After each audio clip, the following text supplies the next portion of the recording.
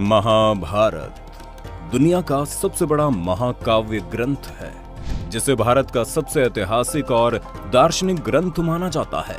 हिंदुओं के इस प्रमुख काव्य ग्रंथ को हिंदू धर्म में पंचम वेद माना जाता है। महर्षि वेद व्यास ने समस्त विवरणों के साथ महाभारत ग्रंथ की रचना की थी। हिंदू धर्म में मान्यता है कि महाभारत में उल्लेखित घटनाएं सत्य और प्रामाणिक है, लेकिन दुनिया में बहुत से ऐसे लोग हैं जो इसमें घटी घटनाओं को काल्पनिक मानते हैं। महाभारत सच है या झूठ, ये उलझन अक्सर लोगों के बीच में रहती है, लेकिन आज हम कुछ पुरातात्विक और वैज्ञानिक सबूतों के आधार पर साबित कर देंगे कि महाभारत सच है। तो चलिए फिर जान लेते हैं महाभारत से जुड़े उन सबूतों को। चलिए शुरू करते हैं।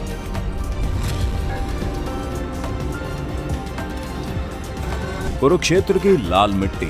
दोस्तों, ये तो हम सभी जानते हैं कि महाभारत का युद्ध कुरुक्षेत्र में हुआ था, जो आज भी हरियाणा राज्य में स्थित है। कहा जाता है उस समय तबाही ला देने वाले युद्ध में बहे खून की वजह से वहां की धरती लाल हो गई थी। पुरातात्विक विशेषज्ञ ने भी माना है कि महाभारत की घटना सच में घटी थी, लेकिन उस जगह पर लोहे से बने तीरों और भालों को जमीन में गड़ा पाया गया है, जिनकी जांच पड़ताल करने पर उन्हें 2800 ईसा पूर्व का बताया गया है, जो कि लगभग महाभारत के समय काल के ही बने हुए हैं। अर्जुन का चक्रव्यूह। आपने महाभारत में अर्जुन के चक्रव्यूह के बारे में तो सुना होगा, लेकिन क्या आप जानते हैं इस चक्रव्यूह का एक जिंदा सबूत आज भी मौजूद है? जी हाँ, हिमाचल प्रदेश के हमीरपुर जिले के 16 सिंगी धार के नीचे बसा राजनौण गांव एक ऐतिहासिक स्थल के नाम से मशहूर है। यहाँ पर पांडव अज्ञातवास के दौरान रुके थे। इसी समय अर्जुन ने यहाँ पर चक्रव्यूह का ज्ञान प्राप्त करके उसे पत्थर पर उकेरा था, जो आज भी वहाँ मौजूद है। इस चक्रव्यूह को ध्यान से देखा जाए तो उसमें अंदर जाने का रास्ता तो साफ दिखाई देता है, लेकिन बाहर जाने का रास्ता पता नहीं चलता। इस जगह को पिपलो किले के नाम से जाना जाता है, जो आज भी मौजूद है। ब्रह्मास्त्र और आज के न्यूक्लियर वेपन। महाभारत में आपने ब्रह्मास्त्र के नाम के भयानक अस्त्र के बारे में सुना ही होगा। यह अस्त्र धर्म और सत्य को बनाए रखने के लिए ब्रह्मा द्वारा बनाया गया एक बहुत ही विनाशकारी परमाणु हथियार था, जिसे केवल दूसरा ब्रह्मास्त्र ही रोक सकता था। अश्वत्थामा अपना ब्रह्मास्त्र चला चुका था ऋषिवर, और उसे काटने के लिए अर्जुन अपना ब्रह्मास्त्र चलाने पर विवश था। जो इसे छोड़ता है वही इसको वापस लेने की क्षमता भी रखता है। रामायण में भी लक्ष्मण ने जब मेघनाद पर ब्रह्मास्त्र से प्रहार करना चाहा, तो भगवान श्री राम ने लक्ष्मण को ये कहकर रोक दिया कि अभी इसका उपयोग करना सही नहीं है, क्योंकि इससे सारी लंका तबाह हो जाएगी और बेकसूरों की जान चली जाएगी। इस प्रकार ये अस्त्र रामायण और महाभारत के काल में किसी गिने चुने योद्धाओं के पास ही होता था। रामायण में ये अस्त्र लक्ष्मण के पास था और महाभारत में ये द्रोणाचार्य, अश्वत्थामा, कृष्ण, युधिष्ठिर, कर्ण और अर्जुन के पास था। यह अस्त्र पूरी दुनिया को तबाह करने की ताकत रखता है। माना जाता है ये अचूक और ब्रह्मांकर होता था। अब आप सोच रहे होंगे मैं ये क्यों बता रहा हूँ। असल में इसकी प्रामाणिकता तब सामने आई जब अमेरिका ने जे रॉबर्ट ओपेनहाइमर को परमाणु बम बनाने को दिया। उस दौरान रॉबर्ट ने महाभारत काल के ब्रह्मास्त्र की संघारक क्षमता पर शोध किया। 1939 से 1945 के बीच अमेरिका के वैज्ञानिकों की एक टीम ने इस पर काम करना शुरू किया और 16 जुलाई 1945 को इसका पहला परीक्षण किया गया।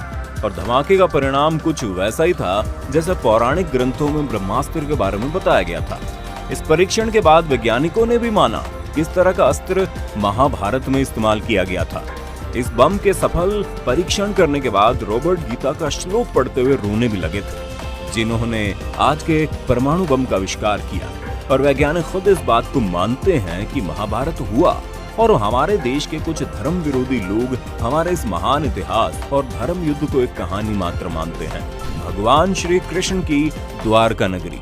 भगवान श्री कृष्ण द्वारका के राजा थे और महाभारत में इस बात की जानकारी मिलती है कि ये नगरी जलमग्न हो गई थी, यानी पूरा नगर ही पानी में समा गया था।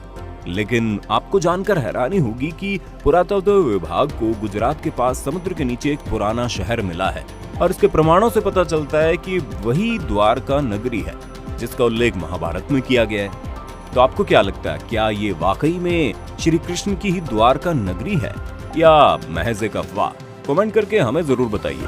केदारनाथ और पशुपतिनाथ मंदिर। पौराणिक कथा के अनुसार जब महाभारत के युद्ध में पांडवों द्वारा अपने रिश्तेदारों का रक्त बहाया गया तब भगवान शिव उनसे बेहद क्रोधित हो गए थे। ऐसे में श्री कृष्ण के कहने पर सभी पांडव भगवान शिव से माफी मांगने के लिए निकल पड़े। गुप्त काशी में पांडवों को देखकर भगवान शिव वहां से विलुप्त होकर एक अन्य स्थान पर चले गए। आज इस स्थान को केदारनाथ के नाम से जाना जाता है। शिव का पीछा करते हुए पांडव केदारनाथ भी पहुंच गए, लेकिन भगवान शिव उनके आने से पहले ही भैंस का रूप लेकर वहां खड़े भैंसों के झुंड में शामिल हो गए। पांडवों ने महादेव को पहचान तो लिया, लेकिन भगवान शिव भैंस के रूप में ही भूमि में समाने लगे। इसी पर भीम ने अपनी ताकत के बल पर भैंस रूपी महादेव को गर्दन से पकड़कर धरती में समाने से रोक दिया। तब भगवान शिव को अपने असल रूप में आना ही पड़ा और फिर उन्होंने पांडवों को क्षमादान दे दिया। लेकिन भगवान शिव का मुख तो बाहर था, लेकिन उनका देह केदारनाथ पहुंच गया था। बता दें कि इसके बाद जहां उनका देह पहुंचा वो स्थान केदारनाथ और उनके मुख वाला स्थान पशुपतिनाथ के नाम से प्रसिद्ध हुआ। ये दोनों मंदिर आज भी वहीं मौजूद है, और अगर ये मंदिर हैं तो फिर महाभारत भी हुआ था। लाक्षागृह। महाभारत काल में लाक्षागृह की भी महत्वपूर्ण भूमिका मानी गई है, क्योंकि कौरवों ने पांडवों के लिए लाक्षागृह बनवाया था, जिसमें उन्हें जलाने की साजिश रची गई थी। लेकिन सुरंग के माध्यम से पांडव निकलकर बाहर आ गए थे। कहते हैं कि आज भी ये सुरंग उत्तर प्रदेश के बरनावा नामक स्थान पर मौजूद है। महारथी कर्ण का अंग राज्य। कुंती के सबसे बड़े बेटे दानवीर कर्ण अंग देश के राजा थे, जो उनको दुर्योधन द्वारा उपहार स्वरूप भेंट किया गया था। उस समय का अंग देश आज उत्तर प्रदेश के गोंडा जिले के नाम से जाना जाता है। साथ ही जरासंध द्वारा अपने राज्य के कुछ हिस्सों को कर्ण को दिए जाने की बात भी कही जाती है, जो आज बिहार के मुंगेर और भागलपुर जिले के नाम से जाने जाते हैं। इन स्थानों में कितनी सच्चाई है, इसका अंदाजा आप इसी बात से लगा सकते हैं कि इन राज्यों का स्थान आज भी वही है जहां कल था, और इन्हें चाहकर भी बदला नहीं जा सकता है। गीता। ना किसी के मरने का शोक करो, ना किसी के साथ नाता टूटने का दुख मानो। वैसे भी मेरी माया इतनी प्रबल है अर्जुन, कि जिन्हें तू समझता है कि तेरी मृत्यु के बाद शोक करेंगे, सारा जीवन रोते रहेंगे, वो भी असत्य है। मित्र 4 दिन रोता है, भाई 10 दिन रोता है, पत्नी उससे अधिक रोती है, माता सबसे अधिक समय तक रोती है, परंतु सबके आंसू धीरे धीरे सूख जाते हैं और उन आंखों में फिर से नए नए सपनों की रोशनी चमकने लगती है। हिंदू धर्म में प्रमुख ग्रंथ के तौर पर भगवत गीता को देखा जाता है। आपने अगर कभी गीता पढ़ी होगी तो आप ये बात अच्छी तरह से जानते होंगे कि गीता के वचन कोई सामान्य व्यक्ति नहीं लिख सकता है। ये बात तो सभी जानते हैं कि गीता के वचनों को श्री कृष्ण ने महाभारत में अर्जुन को सुनाया था, और अर्जुन थे तो फिर भी पांडव, और पांडव थे तो फिर महाभारत भी हुआ था। दोस्तों, वैज्ञानिक खुद इस बात को मानते हैं कि महाभारत हुआ, और हमारे देश के कुछ धर्म विरोधी लोग हमारे इस महान इतिहास और धर्म ग्रंथ को एक कहानी मात्र मानते हैं।